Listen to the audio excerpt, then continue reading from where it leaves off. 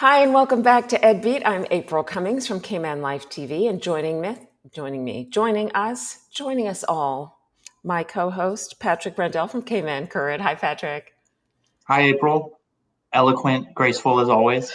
I just try to remove my foot once I've put it in my mouth and put it to the side.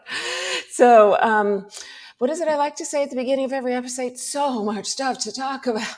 But yeah, the local transmission of COVID is in full swing in Cayman, and I should not smile, but it's just, I'm thinking, geesh, we are having to adapt in pretty quickly. And there's a lot on the education front, certainly when it comes to that. Patrick, I one day woke up to find early midterms for government schools. It's been a lot going on that front. Exactly. And waking up to find out the news has been kind of a trend recently. Just like when the government announced the mask mandates for public places, including schools, the night before they instituted it. This time it was Wednesday night. They put out a message saying, what's the word? Surprise. Surprise, John Gray and Clifton Hunter are going to be closed starting tomorrow, Thursday. And then all the public primary schools and Lighthouse School and SciFec started their midterm break on Monday, this Monday coming. And they'll be out for two and a half weeks to, I think, October 25th. Mm-hmm. And one thing I was looking at when I heard about the government schools moving up the midterm break, kind of similar. It reminded me a lot of what they did last year when they extended the Christmas holiday. Right. And the first thing I thought was, okay, what are the private schools going to do? Because for me, the government schools made an executive decision, probably from the minister, cabinet level, to shut down as a result of the outbreaks they were seeing in students. And then if you look at the private schools, for me, it's more of an indicator of how parents are feeling, because the private schools on a school by school basis will be gauging their own situations and getting input and feedback from the parents before they decide what they're going to do. And as far as I know, no private school except First Baptist has followed suit and prolonged the midterm break. So I don't know if to me, that's kind of an indicator that maybe parents are more concerned now about keeping their kids in school as long as possible, and they still feel like their individual private schools are safe environments for their students. Or else I think you'd see kind of a general voluntary shutdown. So, and I would say that I feel similar to you on this one, just in that also when you look at the numbers of cases that you've seen, if the school has a lot of kids testing positive, you're more likely to see it push in one direction than the other. It nonetheless is challenging. And I shouldn't sound as though I'm making fun of the concern that leads to you making a decision today to shut a bunch of schools down tomorrow, because it certainly is a complicated and unpopular decision on some fronts to do, right? But I had in my mind that vision of the parent getting up the next morning and going, what? So I often feel the panic of the parent who's just like, I have to organize my world all over again. In no way means that I'm making a judgment on the decision to close or not close. I do understand the philosophy, if that's the right word, behind trying to clamp down, and if we stop this right now, this gives us a chance to avoid spread and keep it under control. But it's still a challenge to deal with regardless. But the private schools, at least the ones that I've had contact with, most of them haven't had quite a high number of these positives as of this point. And so I think that would have an influence on their decision what to do under the circumstances. Not to say that they wouldn't close, if they thought that was the right thing to do either. But I did see the step up in protocols and a bit of an increase in communication about, here's what we're doing. We're going to keep monitoring the situation. Here's what you need to be aware of. interestingly enough, when we were talking a few weeks ago about guidance on the policy, I did make the assumption that whatever the government did in its schools would be the same thing across the line. So I was interested to see that there was a different choice being made by different schools. Yeah, and I think we're going to talk about some of that next, based on a story I did where I reached out to private schools and seeing what they're doing to supplement the public health measures. But I mean, I guess you say you understand the philosophy of shutting down the public schools. I must Yeah. confess, I'm a little confused because the official reason they gave was staffing at the high school level. So I think they said 16 teachers at John Gray were in isolation. Well, Yeah. John Gray has a faculty of well over 100 people. So I don't know how losing 16 teachers out of well over 100 when you do have year groups in isolation who presumably would be learning from those teachers in isolation virtually because they're in the same circles. So I don't really understand that, but that's kind of an operational level thing. It is. I mean, that part is for sure. But I think if you recall, one of the key concerns is that when you have when you start to see the number of cases increase, so a lot of the families that have kids that go to John Gray or Clifton, for example, have kids who are also going to the other primary schools. I can't see the heat map. I don't know if there is a heat map about Yeah. this, but there can be that recurring effect, and sometimes it depends on which teachers we're talking about. Um, what groups they're in. It becomes complicated when you haven't, on an ongoing basis, been practicing what I would call mini shutdowns and hybrid classes where you have some online, some not, that sort of stuff. So I think it was just a very similar to the reaction. Maybe I'm not going to call it overreaction because I don't know the full circumstances, but you first you do an action, you see how it works, and then you learn from it, and then you do the next action. That's what it feels like, is Right. that they need a chance to try to clamp it out if they can. But I don't know that that's going to be effective or work. Well, I But I mean, hear your the point. other part that is confusing to me that I don't understand and hasn't been communicated is, well, there's two things. One is why shut down all the schools, even the ones that haven't had a case. So Hmm. uh, West Bay, Town, North Side, East End, just like the BRAC, no cases. But so I think I had counted, it was either 5 or 6 of the public schools had Yeah, had I cases. think that's Um, about right. and then 5 or 6 had not had cases, but you shut down all of them. Yeah, And then, and my math is a little sketchy because I think there was some maybe a possible positive test at SciFec hmm, since the closure was announced. But the second thing is when you talk about transitioning to hybrid or all this, for the past 18 months, they've been preparing for virtual learning. yeah. They've That's not been the same billing thing these as doing dollars it, though. on computers, Wi-Fi, free Yeah, Wi-Fi at home. We've been hearing all about this. But instead of transitioning to virtual learning, they close the schools yeah. totally. So no learning. I think there's some voluntary learning packets being sent home, but as a parent, voluntary means maybe if they're really bored.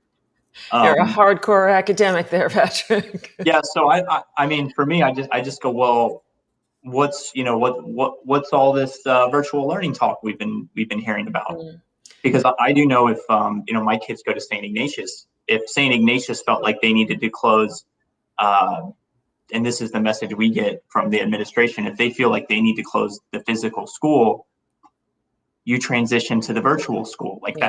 that's the entire point of this. And I really worry about and concerned about the learning loss in the schools here because you've seen it all over the world when schools close, and we haven't gotten any numbers or data. And I know they came back at the beginning of this year and tried to measure these possible learning gaps, Mm. and we haven't gotten that yet. But for me, when you close a school at the time they did, like you're just writing off the beginning of the school year. And let's I mean, define for folks, there's a difference between closing a physical campus and closing the school. And just because I'm a student going into isolation or into quarantine, which I suppose are different, um, it's a good point. I didn't think to ask this question, of course. Um, are you just sending them home? I know that Georgetown Primary, I did hear a little bit about they were starting to get the parents on board. They'd had a meeting and they had transitioned the class that was essentially, or a number of classes to virtual learning, if not all.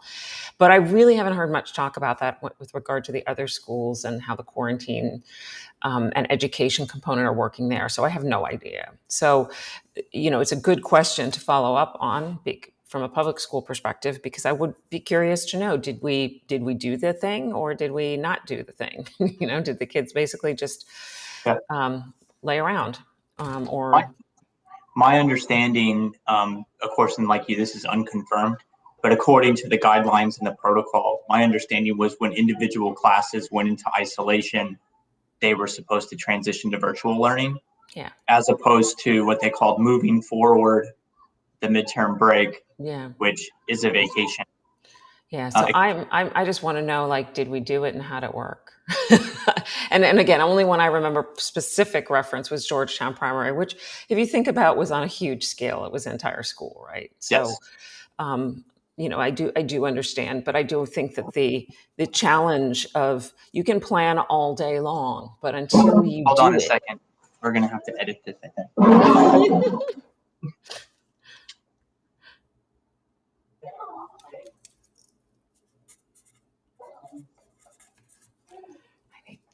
I need coffee so badly.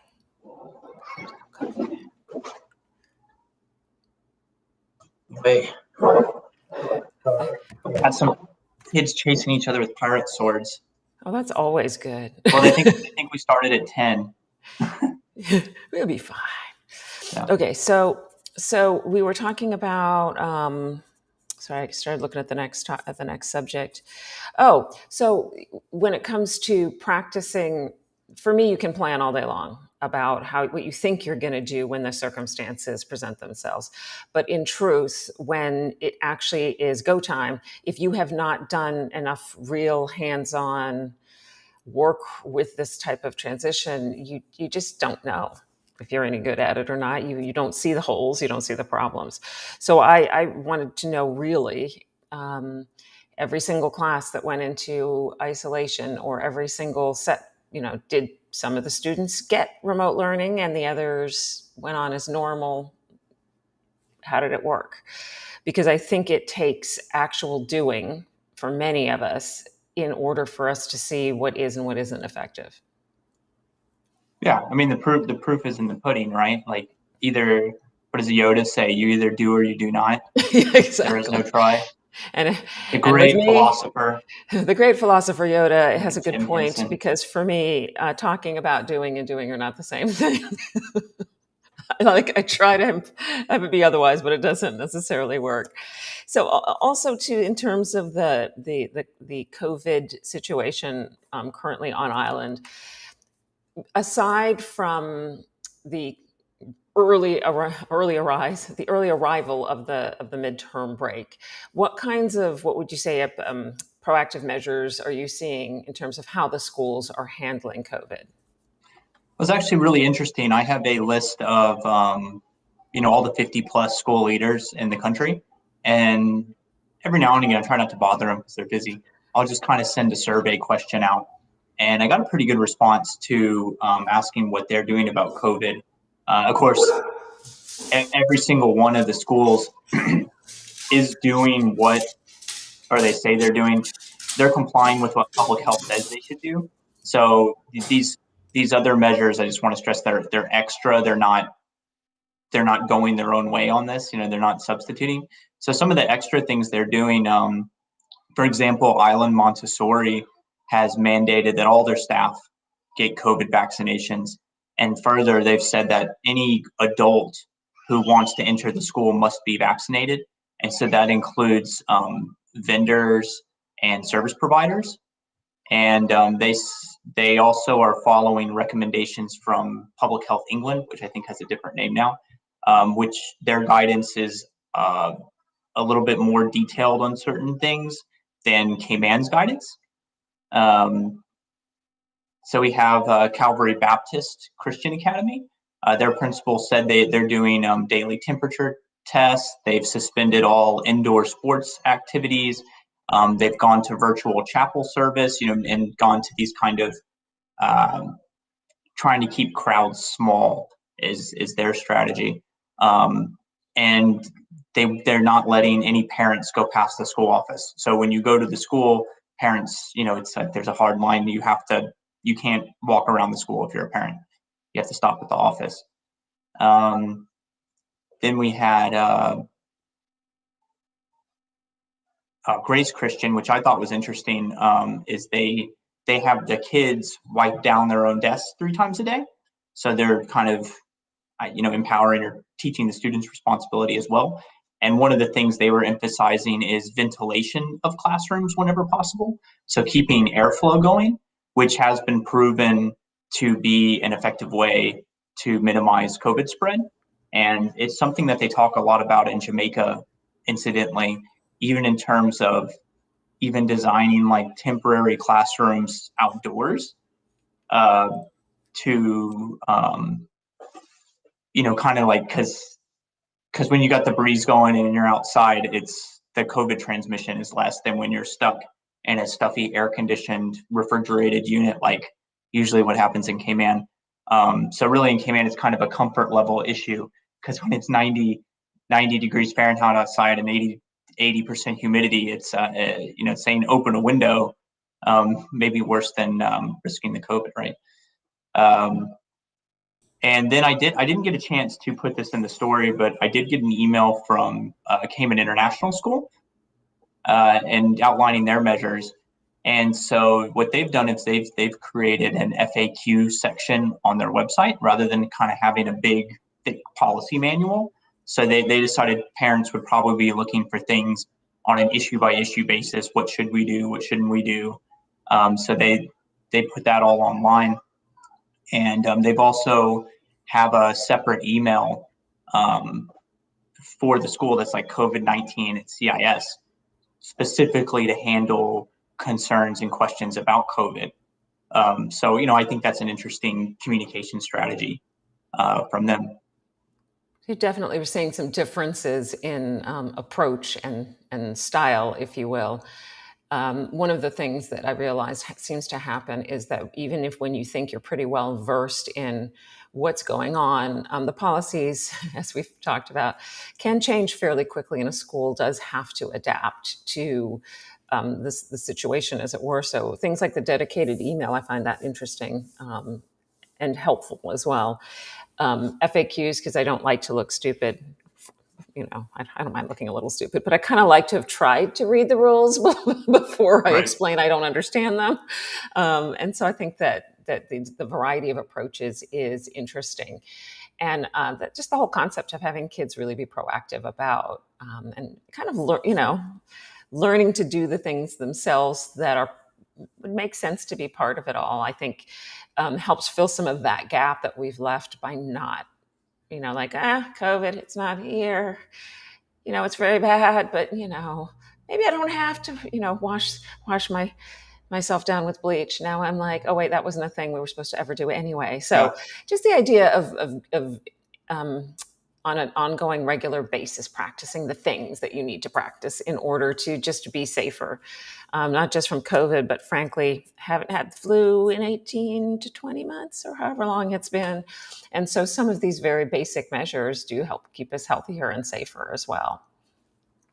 Well, I've always been intrigued, and I'm glad when I would have hated this when I was a kid, but I'm always intrigued by this concept, like in Japan, where at the end of the day, the kids clean the schools. Mm-hmm. So it's and I know it comes up.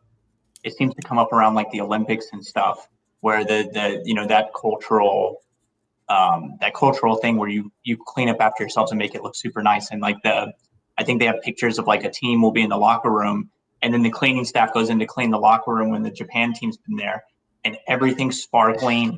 Things are folded nicely. They have a thank you note written to the staff, and you go like, wow. couldn't we all be like that? But I personally don't want to put in the work, but it would be great if we did, and it'd be great if Yeah. my kids did. Well, if they made us do it, Yeah. see, it would become just part of the norm. There is something really cool about that. And I do remember seeing, and this was Savannah Primary, and I was pretty little, but I do remember us having to tidy, like, we didn't maybe mop and sweep per se, but we had to line up all the desks again nicely when we had desks. And then, help tidy up all the little areas and stuff. And I remember it might have been the principal, might have been teaching that day, that working with us that day, who talked about how important it was to build your character, to not only learn but be respectful of the things that respectful of your tools, respectful of your environment, and show respect to learning. It was something along those lines. I paraphrased this exact phrase. And so I think maybe Japan's onto something, because if Miss Clark had it and Japan had it, we should probably all be doing it. Just a thought. Okay, so Moving on. I know, moving on. We'll have the last bad news item. We Yeah, got some good news items. yeah. I was like, ah. Yeah, the So last hard news item, right? yeah, Is that's what I like to say. yeah. There's been a leadership change at Prospect Primary. So as I think most people knew, so Matthew Reed had been the principal for a number of years, Mhm. and he tendered his resignation. So they got a new principal in at the beginning of this year, who's a familiar name, Trish Taylor, who had been the primary principal at Cayman Prep for a long time, came over to Prospect. And I was watching that because I thought it was new face, proven leader in the education here, and wanted to see the kinds of things they would build upon at Prospect. But Miss Taylor has now resigned, Wow. and so she's no longer there. It was a month into her tenure, and so she's been the acting principal as Joy King, or Joy Lynn Ebanks King. So on the movers and shakers front. It's almost like you should have a little banner that talks about, what's happening. Yeah. And there are many reasons for leadership changes, many reasons, but it is interesting to watch, and I think it is also important to ask why. Not necessarily that it's my business in this case, but it can sometimes give you an idea of.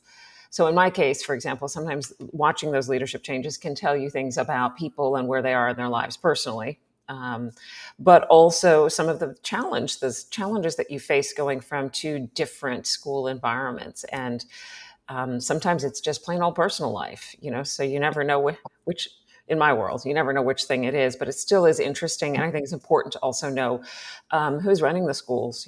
Principals are so important to the whole dynamic of a school and how it functions, as well as I think sometimes more responsible for its success or not success, as the case may be, than we like to give them credit for. So I think definitely interesting to follow for sure. Yeah, I feel like the principal is like the quarterback on the football team and American football. And what they say is, Quarterback. when things are going well, the quarterback gets all the credit, and Yeah. when things aren't going well, the quarterback gets all the blame. So, for me, the principal is just kind of the key entry point or a key spokesperson for a school for me. Yeah. So I like to know who to email. And so do we all, actually. So do we all. All right. So, not sure if that's good or bad news. It's just news. And wait, what else is going on? Well, you should know. You did this Oh, one. yeah, this one was me. So, right before summer, just before summer, we do classroom of the month, which is my favorite thing to do. But we shot a classroom, and then we had real life kick in, and my husband had to leave the island for a couple of months to deal with a family issue overseas. And so it put a bit of a delay on the release of the classroom of the month. So the classroom that we featured isn't even in that class anymore. But I still thought I just really wanted to share it with everybody because it was so much fun to visit this classroom. And so we went to Red Bay Primary. And by the way, I think this was pre-scandal too. I'm pretty sure it was The Bruce Scandal. incident But allegations. I point out that in every school and every situation, there is always something good to celebrate and enjoy and see. And so we went to Miss Allison Copeland's classroom and just kind of sat and watched, how the classroom operated. Um, there was high energy. It was a lot of fun. Um, the kids were working on their writing skills, but also I found it interesting that she tried to ensure that they were motivated not just by a short term win, but really by having a more long term approach. And depending on which time I explain it, I see it both ways.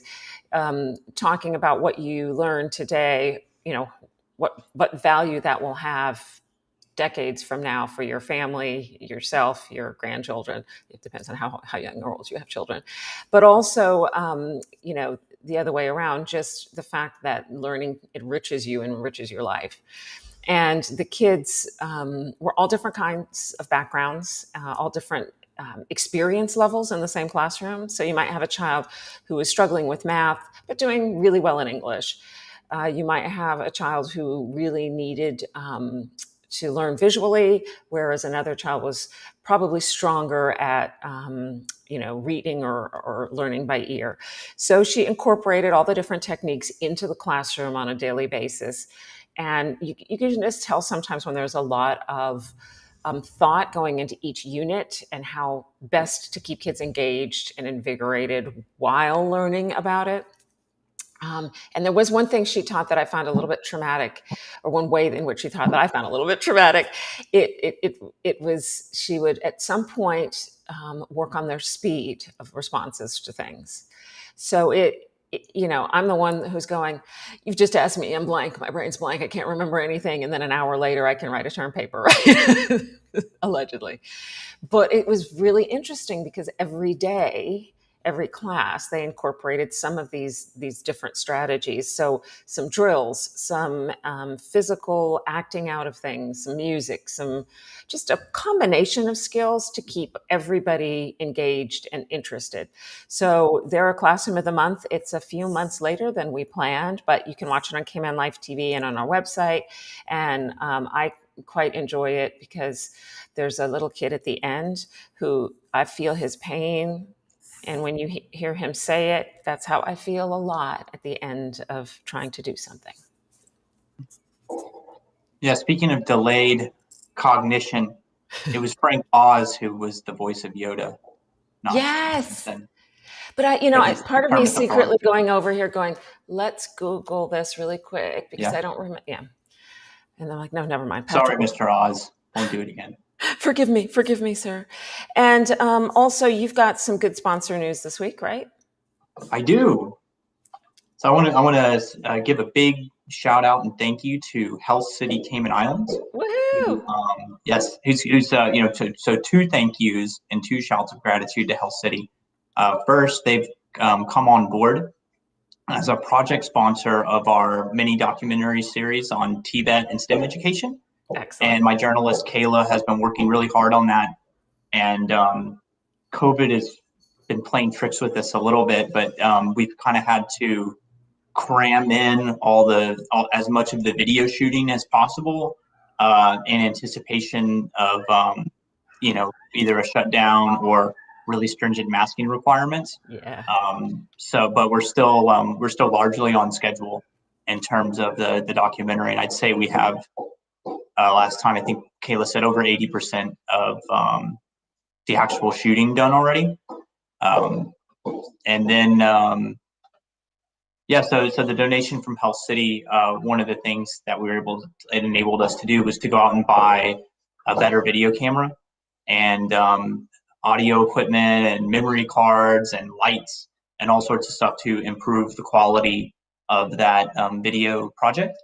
And and as you look at your great video compared to mine, once Kayla's done with the camera, I'm going to use it for EDBEAT, so I'm going to have really good video quality. It's going to do wonders for your pores, Patrick. Wonders for your pores. And so really, really big thank you to Health City. And I've been talking to them for a long time. They had indicated support for this a long time ago. So it was really good finally to get all the paperwork and all the nuts and bolts and stuff together to allow that. And so just in addition to Health City, I'll remind everybody that that project is also being sponsored by Enterprise Cayman and our initial sponsor, DART. So thank you, thank you. And then on the second thank you to Health City, and this is exciting for me, is they've signed Health City is now our newest founding sponsor. Oh, fantastic.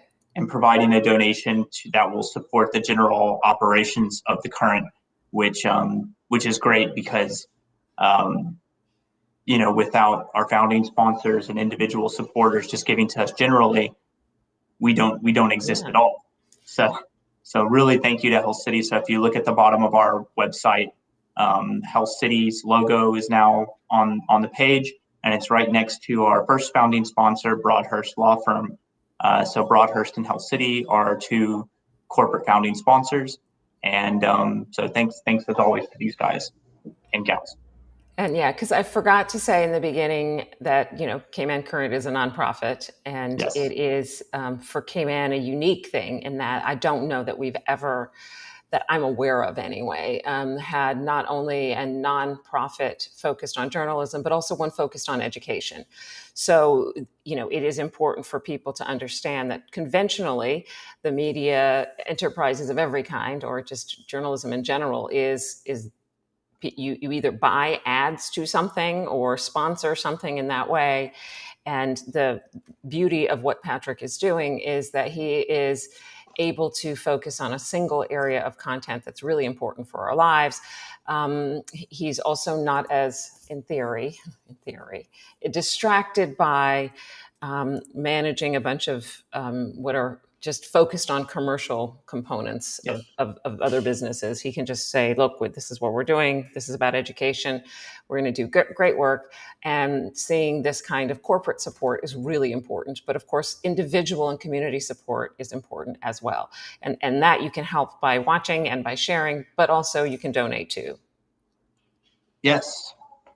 And, I like to say there's been a lot of unprofitable media ventures, which is different from nonprofit. Yep.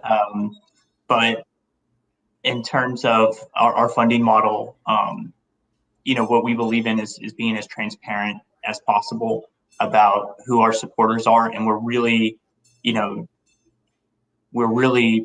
proud and pleased and really happy to say, like, listen, these are the people who are stepping up to support us because they believe in our mission, which is to improve education in Cayman.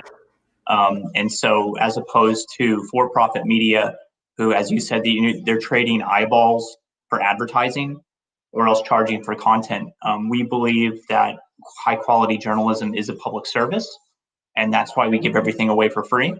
And then the funding and the support we get, whether it's $1 from an individual or several $1,000s from a corporation, they're giving us this money, and because their interests align with our mission, and we want to make education here better.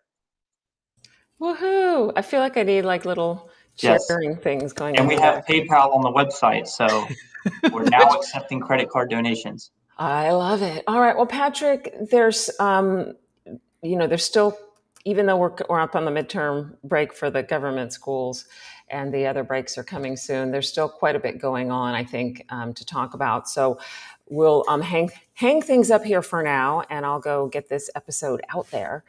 And we'll talk to everybody early next week about all the other things that we didn't get a chance to touch on today. Yes. So thanks for joining us, everybody.